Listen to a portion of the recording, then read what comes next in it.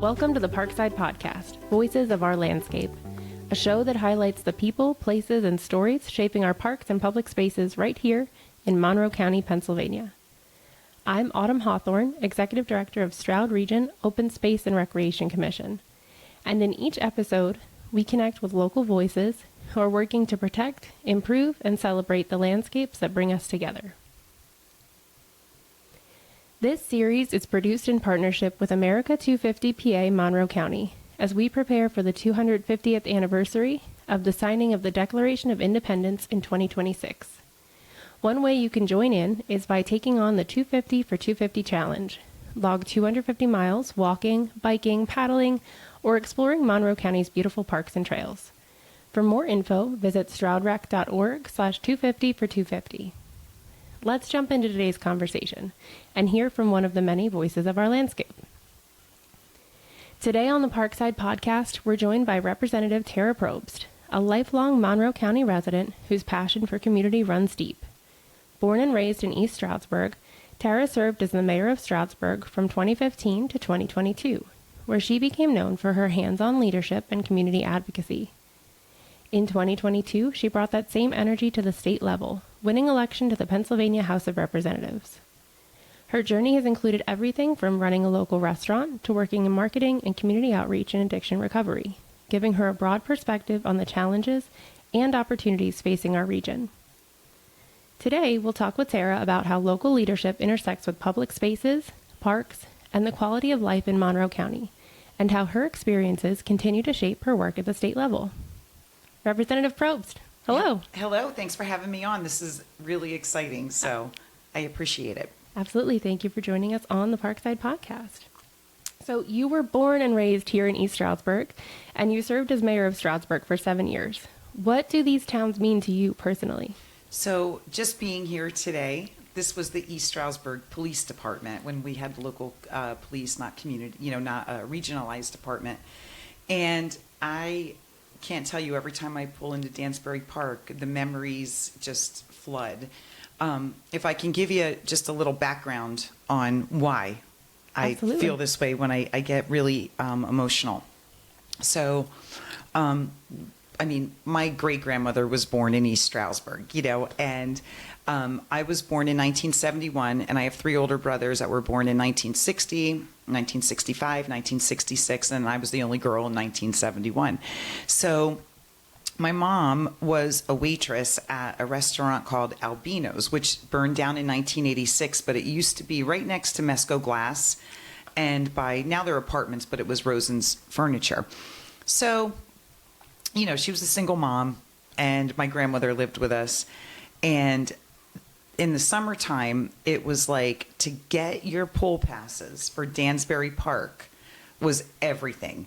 And the minute summer started, there were little pink cards. And by the end of the summer, there was no lamination back then. They were all like beat up. And you walk up those steps and the person working would give you a basket and you put your stuff in. I mean, it was every day of my life. And back then, my brothers were responsible for me. So I literally remember being 4 years old in the baby pool at the time. And so I'm 4, so they're, 9 and 10. They're responsible for me, by the way. And they're like, all right, just stay here. We'll be back. I would just be like, okay. But it was such a small town and everybody knew everybody that is my first memory of this park. And then through the years, I moved a lot. I moved 11 times in 16 years, always in the borough of East Stroudsburg, though. My mom always made sure we had sidewalks so that we could get, rents would go up just like they do today, and we'd have to move. And every year, it was the same group of friends. And then you'd have, a lot of the people from Stroudsburg School District come over, and then you would always find like a Stroudsburg boy cute or something. It was just a really fun time. We're going back to the late 70s or mid 70s all the way into the mid 80s. So, but then my brothers, they used to have summer league basketball here at the local high schools. So I would be like going into 6th grade, working the clock outside for the summer league basketball. And then follow up, a couple of years later, I was playing because I played basketball in high school. And this park just means so much because nobody fought. It was like you got together. Sometimes it was different sets of friends. You'd either walk or ride your bike. And I mean, all day long I'd be here. And my mom would give me like $1, and they had penny candies. And I would be like, give me 100 fish, the little red fish. So I know the concession people were a little annoyed by me. But it wasn't a healthy lunch. It would be like a marathon bar. I took my first Pepsi challenge here. It was Pepsi. It was Pepsi, RC, and Coca-Cola. And I chose Pepsi. Yeah, I was blindfolded. That was like in 1978, I think. But anyway. Pepsi still your go-to? Yeah. Well, no, it's more of a Coke now. I don't drink much soda. But it's like when I have a cheeseburger or like Mexican food, I need to have I need carbonation or pizza. But it was just my go-to. Like if I had nothing to do, I'd ride my bike down to the park. And, the summers weren't as hot as they are right now in the Poconos, probably because we have less trees and climate change and whatever. But it was my savior because we didn't have air conditioning. I don't think most people didn't have air conditioning when I was growing up. And, I don't know. I just special memories being here and the relationships and friends that I formed at this park. I promise you, I still have them today. I truly, truly do. Even from the workers. There was a bunch of guys that went to Stroudsburg High School that worked here, and it was the summer of 1983. And, to this day, like, just think there was an age gap. But of course, as a young girl, we always thought they were so cute, because they were Stroudsburg boys. I was an East Stroudsburg girl. But to this day, we're still all friends. And we go back and talk about the days at Dansbury Park. And I don't know. It's just special. It really is. That's fantastic. Sounds very foundational for you. So you've worn many hats, from small business owner to outreach coordinator to an elected official. How have those experiences shaped how you look back on community spaces like parks and trails? So it's everything, just to go back to the way that I was raised, a single mom. My grandmother always lived with us. And it's so funny, even when we moved, my Aunt Barb always had a place near us. So it was kind of like my mom, my aunt, and my grandmother were always together. So my mom would be home during the day, and my grandmother, she was a maid at Fernwood. And she'd get home at 3:30. And it was like Nanny would take over. My mom would start dinner. My grandmother would finish it. And it was just such a team. And I'm so fortunate because even though I never met my dad, I wouldn't know my dad if I tripped over him. My brothers and I were so lucky to be raised by women because I can't describe it, but they could fix anything. They weren't fighting. I didn't grow up in a household of fights. Brotherly fights, but I did feel some stress with bills and things like that. My mom would get a little bit stressed out, but it was such a great place to grow up, East Stroudsburg Borough. And anyway, she always used to say, you need to finish school. My mom has an 11th grade education. My grandmother only had a 7th grade education. My Aunt Barb went and got her GED later in life. But one of the things she always said was, you have to graduate and we want you to go to college and, A, B, C, D, and E. And fast forward, the East Stroudsburg School District was phenomenal to me and my brothers. We're the first, along with my cousin, my Aunt Barb's son. We all graduated high school. My brother Tony is a sitting judge in the Court of Common Pleas in Chester County. I went on after high school. I went to college. I went to law school. I have my law degree. And my brother Terry graduated. Him and my brother Tony also were in the Air Force. And my brother Troy passed away when he was 22, right after I graduated from high school. But this park, relationships, playing sports with the same people growing up, we were phenomenal. In high school, we won. I was only in high school for 3 years because I skipped my junior year. So I graduated high school at 16. But we won. We were field hockey champions every single year. We went on. We still held the record in East Stroudsburg we won districts in 1987.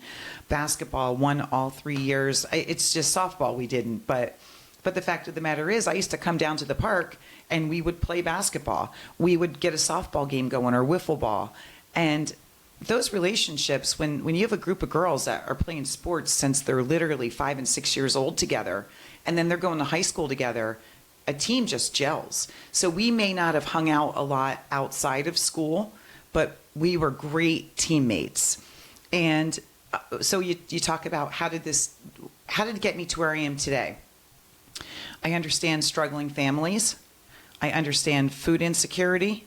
I understand rents being too high and it's expensive to live. I understand lack of housing. I understand the family unit, how it is so hard today. Thank God my mom didn't need childcare because my grandmother lived with us. I understand the importance of education and valuable friendships that I formed. I was never bored in the summer, ever, because I had sidewalks that took me places. And I understand the sense of community and the police that would know you by name. And the small businesses that, the Little League. I mean, every community that we used to have a carnival. And when I lived on Lenox Avenue, the carnival was right behind us through the fence where the current police station sits today.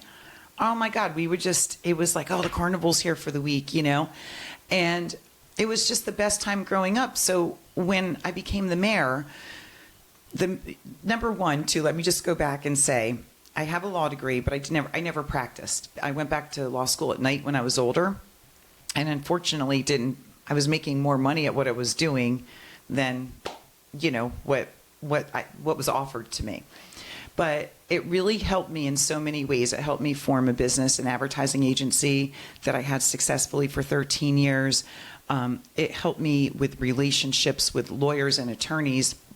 So when you talk about the drug and alcohol rehabilitation, I was the mayor at the time. I was on the police commission, and I knew how the system was working, and I really wanted people to be able to get treatment. And so we had all of the, from the police to the county to even our Congressman Cartwright at the time, they all came and saw what these facilities can do to help people. And municipality law, which was a very boring class in law school, really paid off when I became the mayor because I knew a lot about my powers, and I also knew a lot about the municipal code and how to read it and how to understand it. But when I did get elected mayor, I was the first female mayor in an over 200-year history. I only won by 33 votes. That was it, my first election. I won by 70% or more the following elections. But the fact of the matter is that I gave up that corporate job that I was making so much money in and decided to invest and open up a restaurant downtown so that I could be a full-time mayor. So I left a 6-figure job for $189 a month. But I did it because I wasn't, it's just maybe because I'm competitive, maybe because I have 3 older brothers, maybe because I had a working mom and grandmother that were always saying, like, you can do better, kind of helping me, raise me. I felt like I needed to raise the town up, and there was so much potential, and I saw it in the downtown. We had like 14 empty storefronts. We had just, I don't mean to say it, but people just walking up and down the street causing trouble all day long. And I thought, if my name's going to be attached to Stroudsburg Borough, then there's going to be some changes, but I can't do it part-time. I got to put my whole heart and soul into it. So I rented one of those empty spaces, never owned a restaurant before, but I thought, well, I'm doing it. We have to start this moving.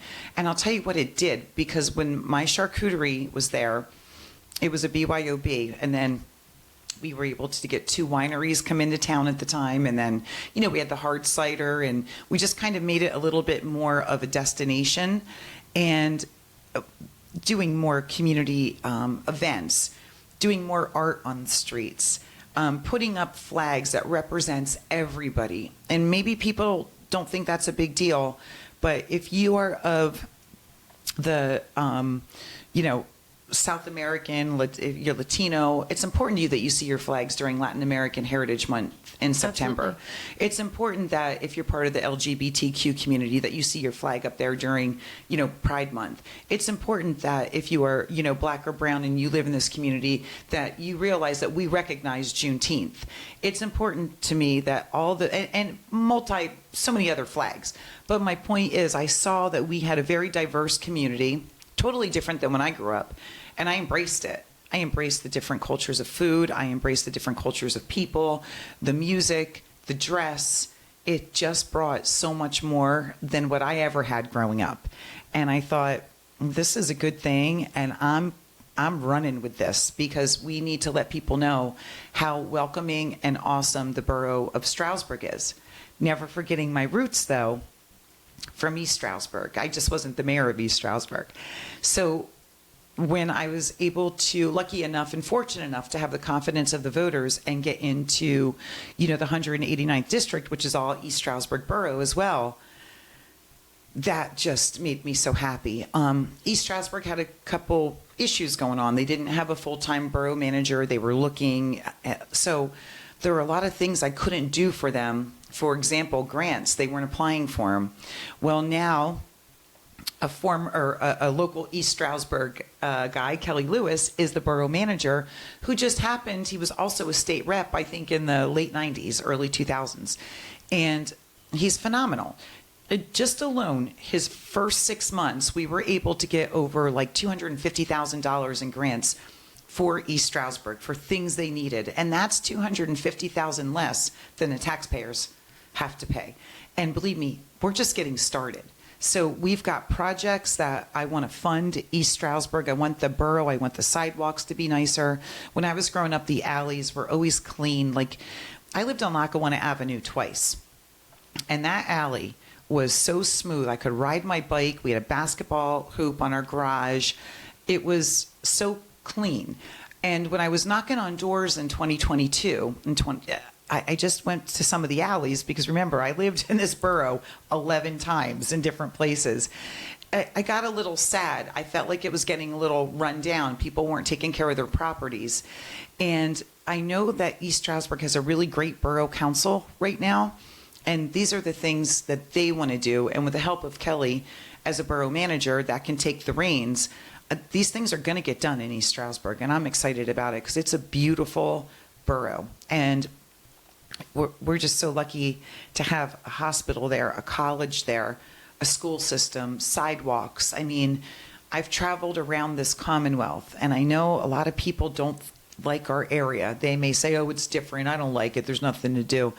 I'm here to tell you, we have one of the most beautiful places to live. And I'm for towns and boroughs.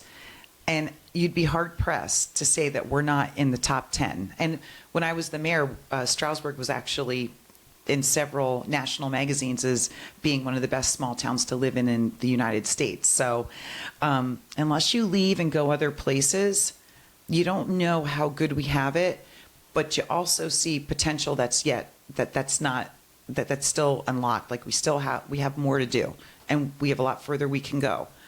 So that's my job. That's what I want to do as the state rep. We do. We have a lot of opportunity here. And I will just say, to back up your story, I'm not a local. Suppose it's been a couple of years. Maybe now I am. We'll see. But I am a transplant here. Yeah. And I moved here specifically for this park system. And I, chose to start a family here because it is a fantastic place to live. So thank you. I am appreciative of that effort. Well, thank you. Sure. And you are a local. And when people say that, like whenever I'm talking, I'm like, how many people are from here? Like if I'm in a group of people, maybe not even half raise their hand.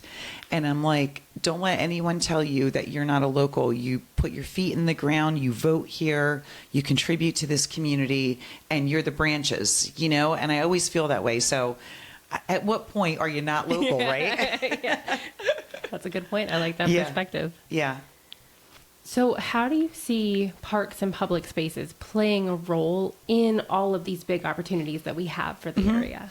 So this is a great question because, when I talked about growing up, I utilized these parks, not just Dansbury Park, obviously, and like when you're a little older, I had friends that went to Stroudsburg. So I was over at their park. I was over at the park off of 5th Street, Albertson Park. I took these things for granted, that this is everywhere. And yeah, so what? I have green space. I have a pool. I never realized how fortunate I was. And funny story, when I was in high school, a lot of people from New York and New Jersey and Philadelphia, were moving into the Poconos. And I had such a great time growing up here. It was wonderful. And I would hear some people in high school that had just moved here that would just complain, oh, there's nothing to do. This isn't New York. This sucks, right? At the time, I didn't realize it. But looking back, I was like, no wonder. I mean, they had everything I had in the city. You know, they were living in Brooklyn or they were living in Manhattan, and they had sidewalks that led them to parks, that led them to schools, that led them to go get a soda and a slice of pizza.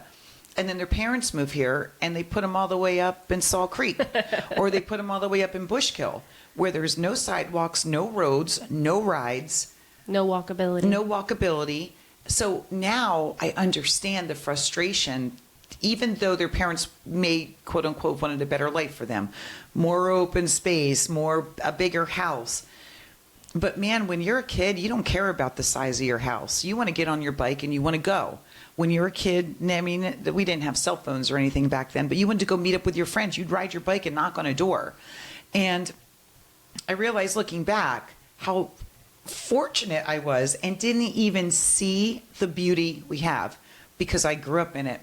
You know, they always say that sometimes you just don't, you know, they say that about interpersonal relationships and they say that about a lot of things, but you don't realize what you have until it's gone. So I went to college and, you know, I was gone for 22 years, not far. I was up in the Wilkes-Barre area, but I moved back and I wanted to be here. And I'm looking at the Ann Street Park today with the pavers and the beautiful tree and the waterfalls. And I'm like, I want to go have lunch. I want to sit and have lunch there. And these are the things that I never even thought when I was a kid, like, look how lucky we are. I took it for granted because that's all I knew. And I think that our park system is fabulous. And from the time that I was little, there were always camps. There, you learned how to swim. You had organized games, baseball, kickball. All that stuff even was going on in the 70s here at Dansbury Park.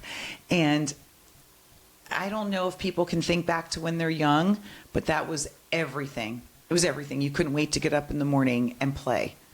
And I think that sometimes in the year 2025 and, you know, the technology and the screen time and everything else, if you have kids go out and play and camp and swim, I'm telling you, they'll choose it every time over a screen. They really will. So it's emotionally good. You form friendships. You learn how to, I mean, as a young child, of course I had 3 older brothers, but I knew how to keep a friendship. I knew, oh, I said something that person didn't like. I don't feel good about myself. I'm going to go over and apologize. It's interpersonal relationships, and it's all walks of life. You know, I was a poor kid. It didn't matter. I was playing with rich kids, poor kids, black kids, brown kids. It didn't matter. We were having fun. And I think that that's one of the most important things about our park systems, that it's untapped. There are many people that grew up here that don't even realize how lucky we are, and they should utilize these parks. And I'm going to do everything I can to protect them. And on top of it, even with the, you know, people talk about this Interstate 80 expansion, it's 10 years of my life trying to scale it back because our waterways will be affected. We have exceptional value water and high quality, high value streams. These are things that we need to keep in the Poconos. We need to keep trees and woods. We can't just wipe out everything and make it concrete, or we're not going to be special anymore. And it really was visionary, the way that each of these parks and open spaces was protected throughout the years. There are not many places where people had the forethought to protect that property. So we have to keep it. It is. safe. It's beautiful. Even the Bryant Street Park, like the Master Gardeners over there. Oh my God, it's gorgeous. All the flowers and all the things they plant, and on rocks, they tell you what it is. So if you like it and you want to plant it, you know what the name of it is.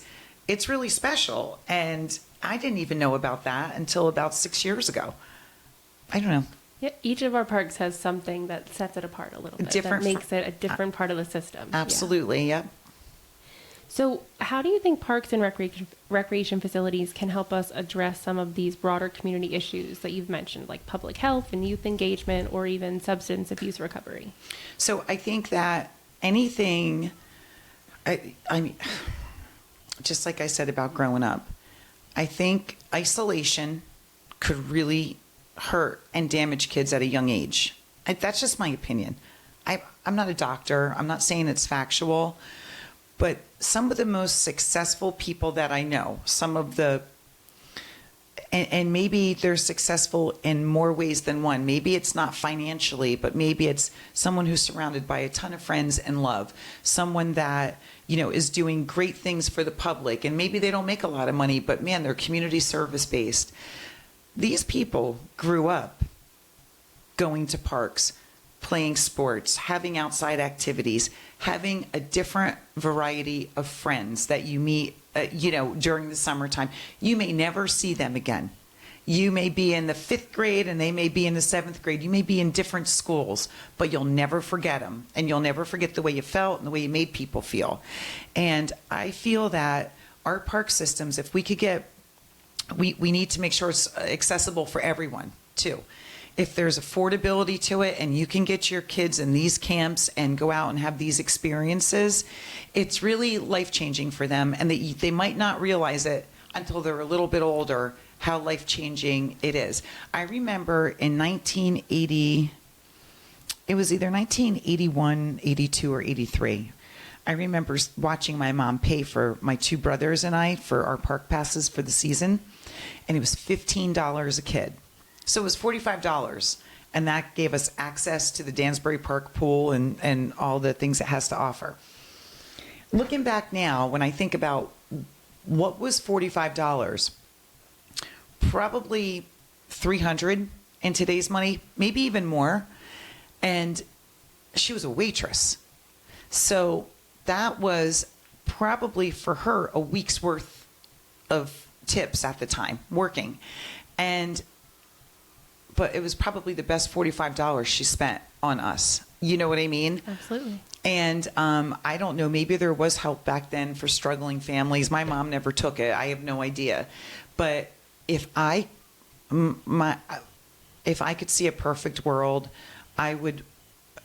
you should be funded and funded 10 times over again, because what you do for the community will create smarter kids with less emotional problems and less depression.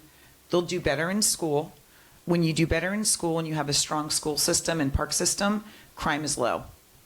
It will pay for itself 10 times over. And I'm just talking about little kids. Let's talk about families and adults. Even for an adult to be able to have a place to walk to, if they want to, play tennis with a friend, or, you know what, I don't belong to this park, but I'll pay whatever the fee is for the day. Let's go lay by the pool and get a tan. It sounds dumb, but that mentally, it's so good for you. It's so good for you.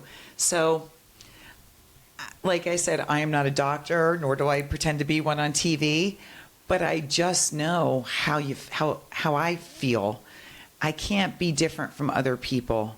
I like to be able to do things. I like to be able to be active.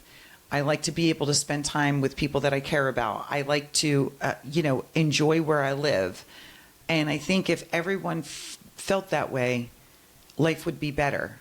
There's always the stress of money. And believe me, we live in Monroe County. I get it. And I know exactly how you feel. And that's why my goal is to make it more affordable, to be able then to have experiences with your family that's not going to cost an arm and a leg, that it's going to be memories forever for your kids. So if you could think back about your experiences at Dansbury, at the other parks in the area, and then obviously when you travel, you see other parks, other things that are going on. If there was one major investment that you could secure for our park system, something you'd really like to improve or bring in, what do you think we would do? Sure. Well, it's a 2-part answer. Sure. I would like it to be free. I think every kid up to a certain age should be able to experience a camp or one summer at the Dansbury Park. You know what I mean? I really do. I wish I could do something, and we're trying. It's kind of hard right now with cuts that are happening everywhere.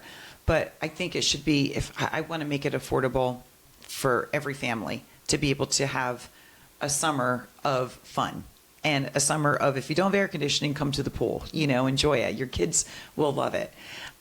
So I would like more funding. I would definitely redo the Dansbury Park sign because it's the same as when I was growing up. It needs a little facelift. Needs some TLC. But I think the pool is marvelous. We always had Little League here. You still have your basketball court. You still have all the fun things for the kid. There's plenty of parking. I honestly don't know what to say that you could do better. Maybe upgrade the facilities a little bit more. Maybe the bathrooms or something. But this park is phenomenal. And I know people that used to come here for the summertime only that now live here, that they would come to Dansbury Park because it was so much fun. So I just think even the location is great. I'm not sure pickleball is taking on a form of its own, maybe at a pickleball court, but I don't know. There's a lot of things for kids to do at this park, just to sit. And I mean, the seesaws are still here, right? Yes, absolutely. Yeah, and one thing I think you don't have anymore, I don't know what well, first of all, our least called the monkey bars. We would land on concrete. And that's okay. But there used to be a pole, a really tall pole, and a string, and it had like a volleyball, and you would just keep hitting it around. Oh, yeah. And I didn't see that anymore, but probably because people were getting hit in the face. Yeah, I think those went out of fashion. Yeah, they probably did. But I would like to see the parks expanded a little bit. So, for example, there's the dog park. I would like to see that be advertised a little bit more. I know it's expensive to do that. I would like more people to know about the dog park. I would like the county to help keep our parks cleaner and alongside our streams cleaner. As you know, they just did a big cleanup, which I'm so thankful for. But they need to be doing that all the time. I mean, our county taxes went up 30-something%, which was a shocker to everyone. So at least for those services, we should have a better cleanup system from the county. That's just my opinion. But the other thing is the trails. I think we have great mountain biking trails and hiking trails. And even when you walk through the dike from East Stroudsburg, it's so beautiful. I think a lot of people, like me, when I was growing up, you just know what you know and you love it, but you don't realize how lucky you are. I think we need to advertise these more. I think we have to do like a walk, like maybe it's a 6th grade a class that says, you know what, we're going to do, we used to do Walk for Mankind. You would make money every mile. Do you remember that? Did you ever participate in that? I don't think we had that one. It was called Walk for Mankind. It was really popular in the 70s and 80s, and people would sponsor you like a nickel a mile. But back then, yeah. And then you'd match it. So we would all like start off at, Dansbury Park and walk over to Stroudsburg High School and back, and you'd raise money for all different types of countries and diseases and things like that. But I think more people, like classrooms, should take that walk, should take the little trail walk. I know there's liabilities with bicycles and doing the mountain biking, and I know Pocono Bike does a great job getting their bikers out there. But I just think more people really need to know about our park system. You do the best you can, and you do it on a shoestring budget. I would love to be able to fund you more. Yeah, so that would be my wish. I'm all for that, absolutely. And you're right. I often hear probably my least favorite phrase is, "Oh, it's a hidden gem." I'm like, oh, well, why is it hidden? Right. You got to polish it, let it shine. It's fantastic. Yeah, but you need money to do that, and I know it's been tough with budgets. So I think if you got more money, you'd be able to do everything and then some, and that would be great. Yeah. We are about to launch into a comprehensive planning process. We're waiting on some grant funding from the state that you were very supportive of, and I thank you for that. Yep. So hopefully we get that comprehensive planning going, and we can make the dreams, look at the whole park system, and really figure out what do we want it to be when it grows up. So we have that to look forward to. What advice would you give to somebody, especially a young woman, who wants to get involved in shaping their community? Where do I start? You got to love where you live, and you got to see, and if you don't love where you live, what do you want to happen to make it so that you can love where you live? What changes would you like to see? And there's a group for everybody. For example, if you think that our parks could be better, Well, there's always summer openings, within the park system. And take the lead and figure out, what part that you really love and what you maybe like to see different. In our community, if you want to see more flower beds, go to your borough council meetings and find out when they meet and say, who does our flowers? They look so pretty, but why are they only up for a month at a time? You just get involved. It's kind of a loaded question because a lot of people want to get involved and they don't know how. And truthfully, with the way the internet is today, you could pretty much go on Facebook or Google something and there is volunteerism everywhere. Everywhere. I mean, I'm just even thinking about the master gardeners. So one of the things that I'm really jealous of is anyone that can plant food and flowers and know what they are and know how they grow and know how to keep them so, deer and rabbits don't get to them. My grandmother was like that. It's because in the old days when you were poor, you had to grow your own food. Now it's popular, right? Now it's popular. But she had to do that for survival. And she was the youngest of 13 born on the flats. I mean, my grandmother was here during the 1955 flood when they couldn't get over to Stroudsburg, so they've seen it all. And down where we are in Dansbury Park, for anyone that didn't know, this was called the Flats. And it wasn't a wealthy area, and it was filled with love and fun, though, I can tell you that. And but going back to, what I started to say, there's something for everyone. So somebody like me, who I never had to grow a vegetable because my grandmother did and my Aunt Barb did. I never had to sow because they did it. And it sounds so dumb, but man, I wish I knew now. I'm so jealous of people that are like, oh, you see that bird? And they do a whistle and the bird whistles back at them. They know every bird. They know every flower. They know, oh, this one's going to come up in June. This one, and when that one dies, this one's going to come up in July. And I just am envious of the beauty of these lost arts, if that makes sense. So I don't know where I'm going with this now, but the park system. So if you're interested in that, someone like me who wanted to learn, I went over to Bryant Street and they do tutorials like, okay, this is, so-and-so. This needs to be in the ground by April. You have to plant it every year. Just taking notes and learning like, oh, that's a beautiful flower. Oh, mint spreads. I mean, it sounds dumb, but it really gave me a little bit of a grasp of, okay, I really want my garden to look nice. My garden at home now after 10 years, my dahlias are coming up, but it's beautiful. And I could have never have done that before, ever, because I grew up with other people doing it. I never had to, but it's just so beautiful that I went probably 20 years of my life without planting a flower and having like a dull front yard and, buying vegetables instead of growing them, and so I think that's pretty neat. Just an example of one of our parks, just one of them. And there's so many more. Absolutely. So what have you learned from other parts of Pennsylvania about creative ways that we can support parks and downtown revitalization? Yep. It is all walkability. You need to have walkability. I don't know if you remember this, but when I was the mayor, I was one of 20 elected officials throughout the country to be part of the smart growth team. And that was really, I was working with people out of gorgeous Southern California, where it's like, perfect weather. I was chosen. I thought that was awesome. So I took those 6 months seriously. We had to do classes. We had to do our own framework. That's when I did the jail project, the old Monroe County Jail, which I think might be happening sooner than we think, which is great, bringing it back to life. Being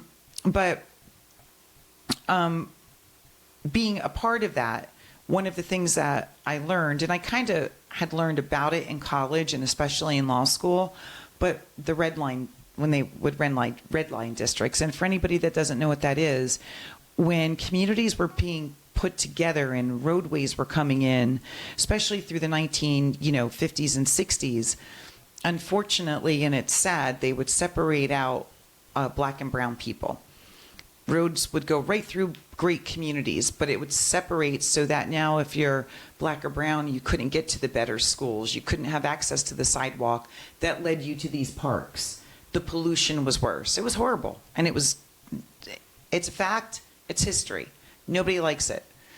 So they may have at the time, but to me, I want to go opposite. So I don't ever want to do that. I want accessibility. I want anybody from any community around here to be able to get on their bike and ride it down to one of your parks. I want them to be able to walk outside, get to a sidewalk that you can walk to any of our parks or any of our downtowns. Now, I know that's very hard because we have so many rural areas, but even if there was a bus system that would take you, we're trying to expand the Monroe County Transit Authority, which is awesome. I think they're going to be doing a pilot up in Lower Pike County, which is great. I just want more people to be able to have access. And the only way you have access is if you have walkability and bike lanes. And we have to stop, even with this Interstate 80. Yes, we need 12-foot shoulders. Yes, we need taller bridges. Yes, we need a better base. But my God, expanding lanes so that more tractor trailers can come through. It's not going to make it safer. You're going to see more accidents. You absolutely are. What's next? Are they going to widen it to 10 lanes? So we need to go back to basics. If you want people to be able to be healthier, if you want them to get more outdoors, fresh air and exercise, you want them to have clean drinking water, you want your kids to be able to ride their bikes safely, you want your kids to be able to walk downtown safely, you need to stop the road massive expansions for warehouses. It's what this is all for warehouses. We need to go back to being a community that loves its people, loves its area. Yes, we're going to have to get to A to B. I understand that. But we're going to get there. You're going to get there no matter what. And one extra lane on Interstate 80 is not going to get you there any faster. You're probably going to be jammed up because it goes into 2 lanes. We need to think smarter. We need to think ahead of the times.